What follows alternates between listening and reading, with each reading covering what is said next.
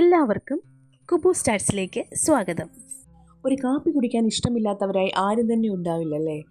ഇന്ന് ഒക്ടോബർ 1 ലോക കാപ്പി ദിനമാണ്. കാപ്പിയുടെ പ്രാധാന്യം ഉയർത്തിക്കാട്ടാനും കാപ്പി വ്യവസായവുമായി ബന്ധപ്പെട്ട കർഷകരെ പ്രോത്സാഹിപ്പിക്കുക എന്നതുമാണ് ഈ ദിവസത്തിൻ്റെ ലക്ഷ്യം. ഈ കോഫി ഡേയിൽ വ്യത്യസ്തമായ 3 കാപ്പി വിഭാഗങ്ങൾ ഒന്ന് പരിചയപ്പെടാം.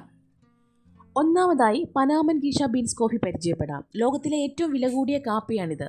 ദുബായ് ഡൗൺ ടൗണിലെ റോസ്റ്റേഴ്സ് എന്ന ഇമറാത്തി കോഫി ഷോപ്പിലാണ് പ്രധാനമായും ഈ റെക്കോർഡ് വിലയുള്ള കാപ്പി ലഭിക്കുക. ഒരു കപ്പ് കാപ്പിക്ക് 2500 ദിർഹം, അതായത് ഏകദേശം 60,000 ഇന്ത്യൻ രൂപയാണ് വില. അപൂർവമായ പനാമൻ ഗീഷ ബീൻസ് ഉപയോഗിച്ചാണ് കാപ്പി ഉണ്ടാക്കുന്നത്. പുഷ്പങ്ങളുടെയും ഉഷ്ണമേഖലാ പഴങ്ങളുടെയും സത്ത് കാപ്പിക്ക് വേറിട്ട രുചി നൽകുന്നു. രണ്ടാമത്തെ കാപ്പി താരമെന്ന് പറയുന്നത് കോപ്പി ലുവാക്കാണ്.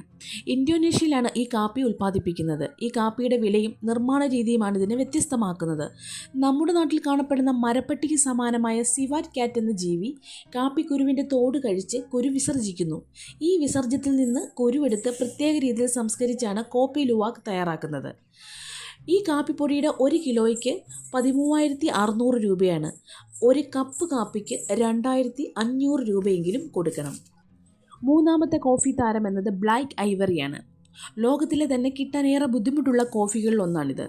തായ്ലൻഡാണ് ബ്ലാക്ക് ഐവറിയുടെ ഈറ്റില്ലം. ഇനി ഈ കോഫി എങ്ങനെ നിർമ്മിക്കുന്നുവെന്ന് നോക്കാം. ആനകൾക്ക് കാപ്പിക്കുരു നൽകി അവയുടെ വിസർജ്യത്തിൽ നിന്നും കാപ്പിക്കുരു വേർതിരിച്ചെടുക്കുന്നു. ആനയുടെ ആമാശയ രസങ്ങളുമായി പ്രവർത്തിക്കുമ്പോൾ കാപ്പിക്കുരുവിൻ്റെ കയ്പ് മാറി പ്രത്യേക ഫ്ലേവർ കൈവരുന്നു. ശേഷം പ്രത്യേക രീതിയിൽ സംസ്കരിച്ചാണ് ബ്ലാക്ക് ഐവറി കോഫി ഉണ്ടാക്കുന്നത്. ഇതിൻ്റെ 1 കപ്പ് കാപ്പിക്ക് 3,650 രൂപയാണ് വില. വ്യത്യസ്തമായ 3 കോഫി നമ്മൾ പരിചയപ്പെട്ടില്ലേ.